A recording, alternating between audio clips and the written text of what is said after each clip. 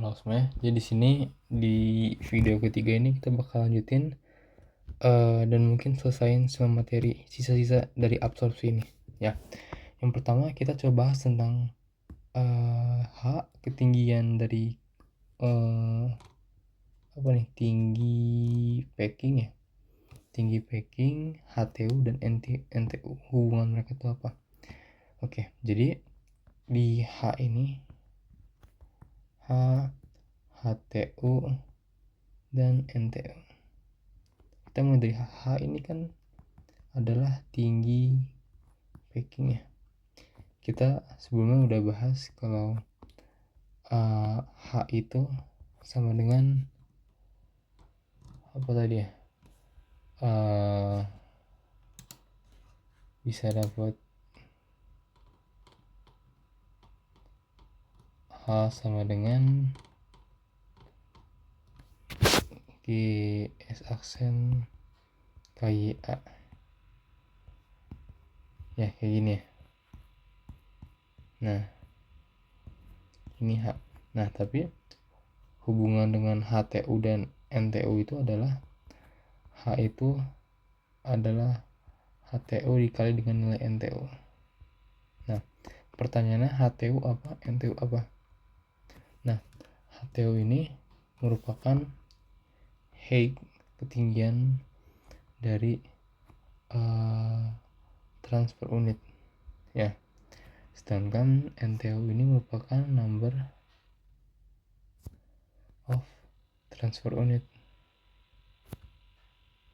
Nah, jadi kalau misalnya didistilasi, dua variabel intinya itu adalah berapa refluxnya dan berapa number of tray-nya, berapa tahapan. Nah, kalau diabsorpsi, variabel utama kita ini adalah HTU, ketinggian si packing, dan juga NTU. Ada berapa number transfernya atau berapa tahapannya lah, mungkin serupa dengan itu bisa dikatakan ya. Nah HTU dan NTU ini punya cabang ya. Mereka tuh ada HTG dan HTL, NTU juga gitu ya. Kalau NTU tuh berarti ada NTG dan NTL. Ini L. G itu tuh artinya gas, L nya tuh liquid ya, gas cair gitu. Nah dari sini kita coba bahas dari HTG dan NTG. Nah kalau HTG ini kita carinya itu dengan cara rumus tadi IGS per KYA, ini Y1 Y2, ini tuh DY per YI. Nah kayak gini.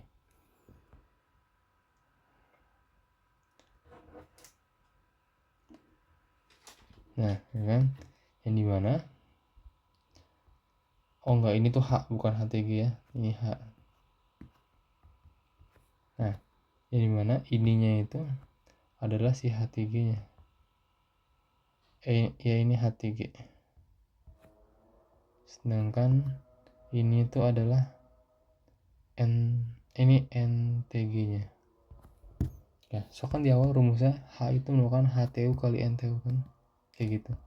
Jadi kalau kita pecah tinggiannya tuh ini segini nilainya, terus kalau kita mau nyari number transfer unit itu cukup cari ini aja, kayak gitu. Nah yang perlu diketahui lain, ini kan ada YI ya. YI ini merupakan fungsi dari Y, jadi nilainya berubah-ubah sebenarnya. Lalu di selain HTG dan NTG kita punya HTL dan NTL ya. Ini sebenarnya jarang sih, cuman kita cukup tahu aja. Jadi H nya itu kita cari dengan LS, ini tuh ke XA, terus ini X1 ini X2, ini DX XI min X ya, kayak gini. Oke, ini udah. Kita sekarang masuk ke topik kedua ya, tentang hubungan Y dan YI.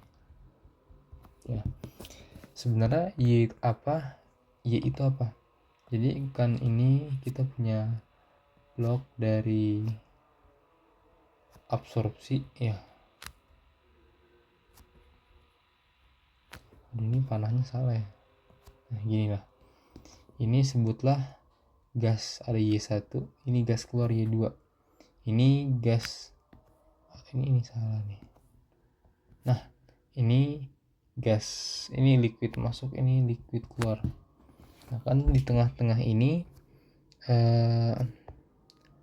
di sini tuh ada Y ya, di sini ada X. Nah terus di sini kan bakal ada stage lagi, katakanlah gitu ya. Ini tuh bakal ada I, nanti ini ada I+1 dan seterusnya kayak gitu ya. Makanya dimaksud Y dan I itu adalah yang di tengah terhadap yang di bawahnya gitu, tahapan-tahapan selanjutnya. Nah jadi hubungan Y dan I secara grafik itu kayak gimana? Kan kalau di grafik X absorpsi ini kita punya Y, kita punya X. Misalkan kayak biasa kita punya ini garis operasi.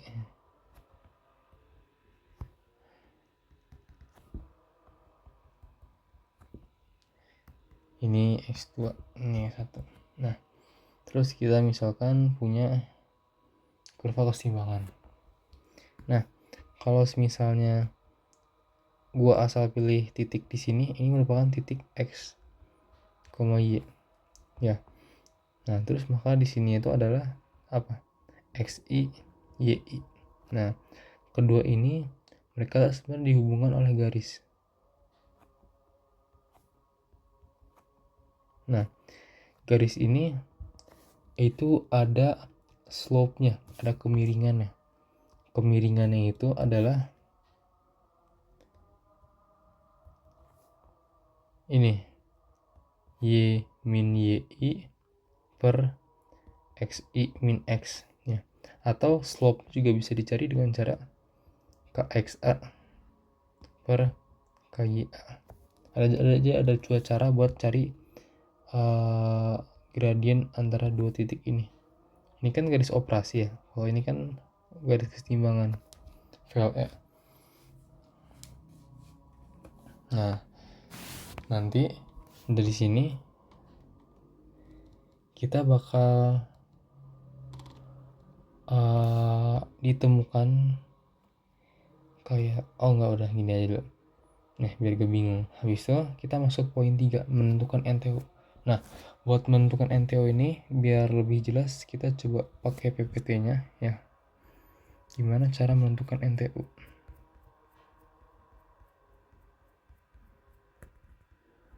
Nah, ini tadi grafik yang kita bahas ya.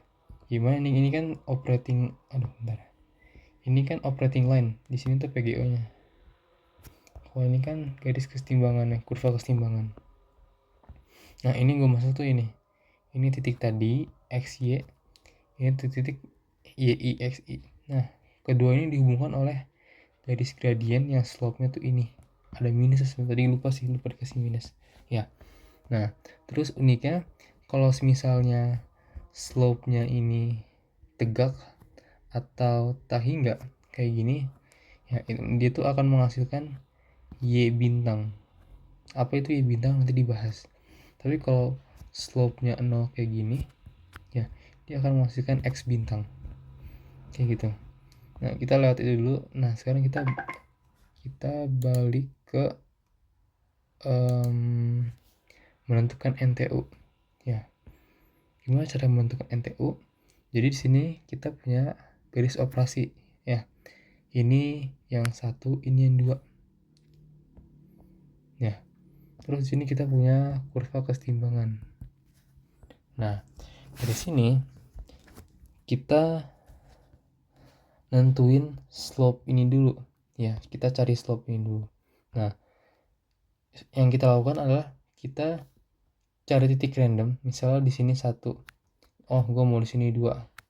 Terus ini 3, 4 dan seterusnya. Makin banyak makin baik. Mungkin katakanlah 5 gue saranin, 5 data. 3 sampai 5. Habis itu kalau udah kalian nentuin titik randomnya, kalian coba kalian coba tarik garis ke file A ini ya, kayak gini. Terus cara nentuin kemiringan itu adalah dengan menentuin angka slope ini, kayak gitu. Tarik garis terusnya. Nanti kalian bakal dapat apa nih? Kalian bakal dapat ini data YX.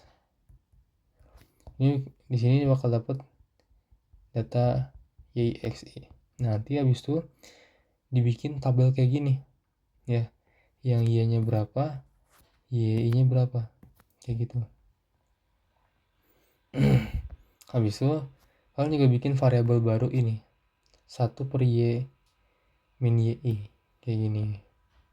Nah, habis kayak gini kalian kan NTU itu sama dengan integral dari Y ini Y2 dy Y min Y.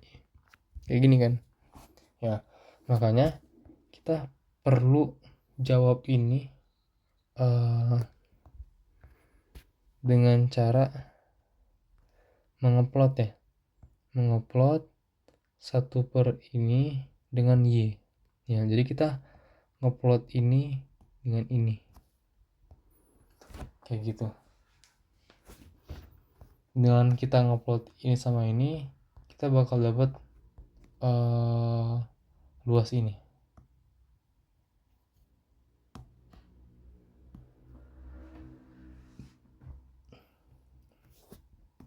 Nah, jadi buat data ini sama ini kita dapat dari baca grafik di atas yang kayak gini ya. Sedangkan kalau yang ini didapat dengan menghitung ya. Misalnya ini tuh adalah berapa ya? Katakanlah 0,6, ini 0,2. Maka yang di sini adalah 1 per 0,6 min 0,2. Habis itu kita hitung kayak gitu.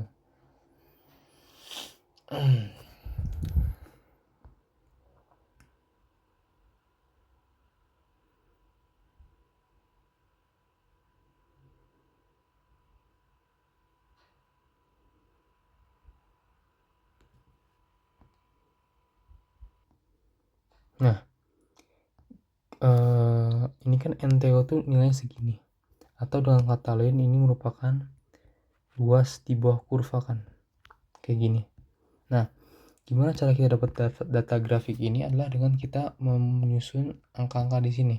Misalnya gue punya 0,Y1 di sini, itu 0,6 ya. Terus pada saat 0,6 ini tuh nilainya sama dengan 10 per 4 tuh 2,5. Ini 2,5 misalnya. Bentar.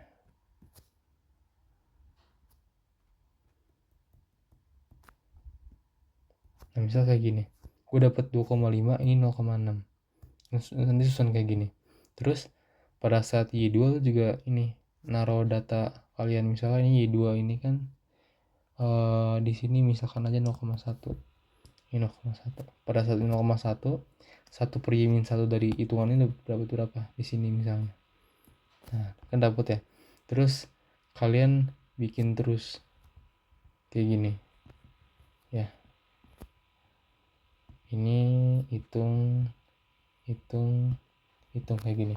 Nah, misalkan kita bikinlah kayak mau bikin 5 persegi panjang kayak gini ya. Terus kalian tinggal hitung luas masing-masing ini dijumlahin. Jadi luas kurva ini adalah NTU-nya.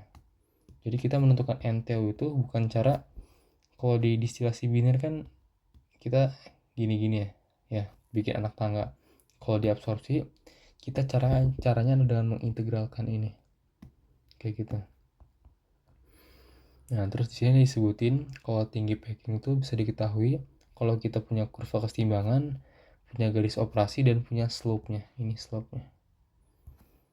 Nah, tadi kalau keseimbangan kita dapatnya dari mana?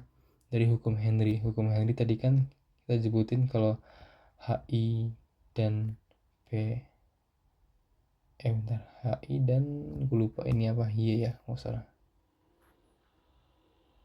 akan sama dengan XI dan PT.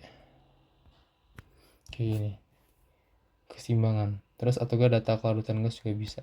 Nanti titik-titiknya itu bakal kita pakai buat bikin garis kurva keseimbangan. Nah, habis itu ya udah.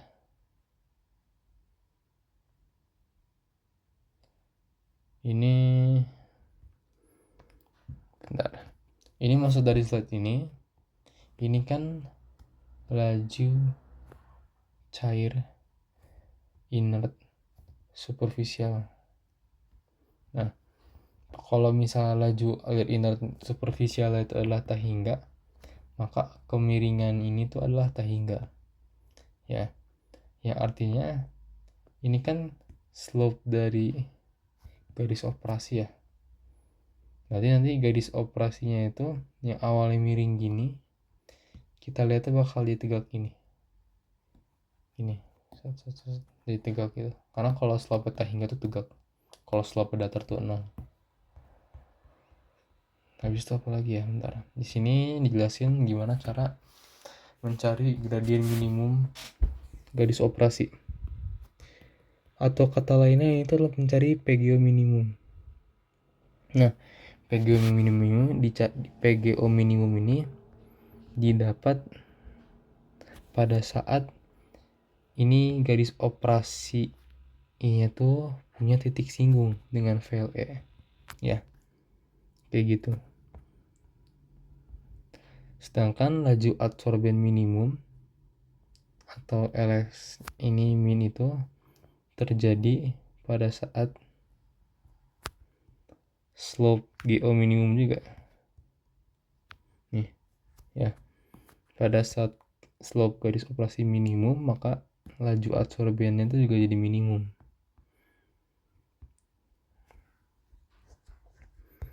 Oke, ini bisa dilewat ya. Nah, di sini kita bahas koefisien perpindahan massa keseluruhan.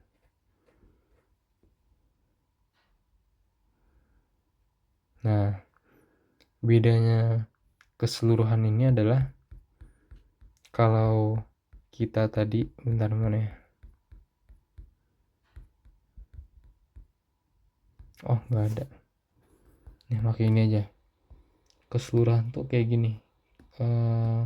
Ditandainnya tuh dengan tanda petik asteris atau gak bintang ini.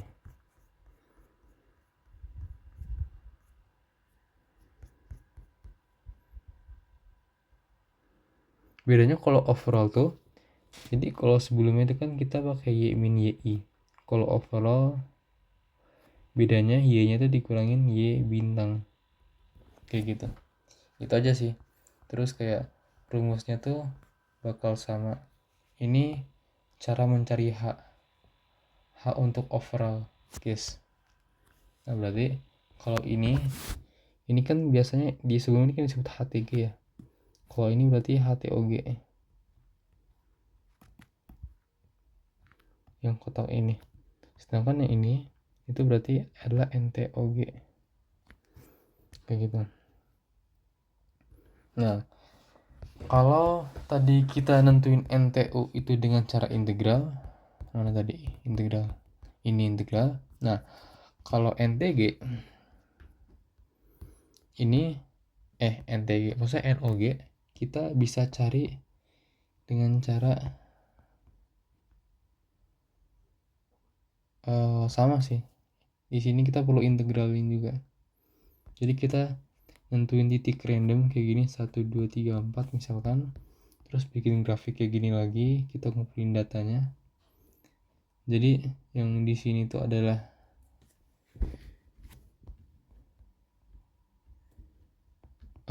ini nilai Y-nya segala macam. Sedangkan kalau ini tuh YI bintang, ini Y2 bintang misalkan. Ini Y2. Nah, masukin datanya ke sini. Nah, kemudian kita hitung ininya. Habis itu kalau udah kayak gini ya kita bikin integralin ya. Terus kayak hitung lagi kayak tadi, kayak gitu.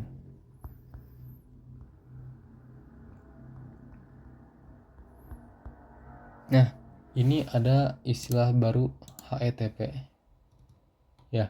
Jadi HETP itu merupakan Higgs equivalent to theoretical plane ya. Singkatnya si HETP ini adalah H per N ya. Ini tuh tinggi, N tuh jumlah tahapnya.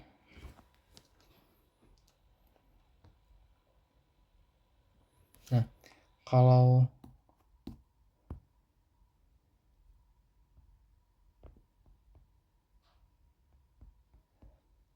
H ini kita kan dapatnya lewatin hitungan ya. Yang ini tuh HTU dikali NTU, ya kan? Tapi kalau N ini kita dapatnya melalui kurva ini. Ya. Misal ini kan kita punya garis operasi ya. Ini titik 1, ini titik 2. Nah, di sini yang kita lakukan adalah kita cara bikin tahapnya itu dimulai dari bawah. Ya. Kalau distilasi biner kemarin kita bikin anak tangganya dari atas ke bawah. Kita dari bawah ke atas. 1 2 3 4 5 kayak gitu. Jadi ini dianggap 1. Bentar. Iya. Kayak gitu. Cuman di sini yang diperhatikan tuh bukan yang di bawah tapi yang atas. Nah, ini. Jadi tangganya tuh kayak tangga kebalik ya. Di sini disebutin kalau KXA tuh jarang digunakan. Cuman perhitungannya kayak gini. Nah, koefisien perpindahan massa tuh berarti ada 2 ya. Ada yang ini, ada yang ini sama ini. Ini bedanya dipakai buat overall. Kayak gitu. Habis itu yang terakhir, ini slide-nya ditutup dengan bagaimana konfigurasi absorber dan stripper. Jadi absorber ini adalah ya kolom si absorpsinya. Ya, misal di sini kita punya flue gasnya katakanlah CO2, O2 dan N2. Ya, kita di sini tuh kasih lean in tuh katakanlah adsorben ya. Nah, di sini si gas keluarnya itu merupakan gas yang sudah bersih kan, N2, O2 dan lain-lain. Ya. Habis itu yang turun ke bawah ini merupakan adsorben dan CO2 yang sudah terlarut. Misalkan kayak gitu. Nah, kalau kita udah bawa adsorben dan CO2 yang sudah tergabung gini, kita bawain ke stripper ya. Kita bawain ke stripper, tujuannya tuh dari stripper nih kita biar bisa misahin CO2 dan si adsorbennya lagi ya. Jadi adsorbennya tuh bakal turun ke bawah terus bisa dipakai lagi di sini. Nah, sedangkan di sini CO2 itu bakal terbang ke atas, makanya dia bakal keluar sebagai pure CO2 ya. Kayak gitu. Jadi kayak absorber stripper tuh mungkin kayak sepaket gitu. Gue rasa itu aja buat materi video terakhir ini.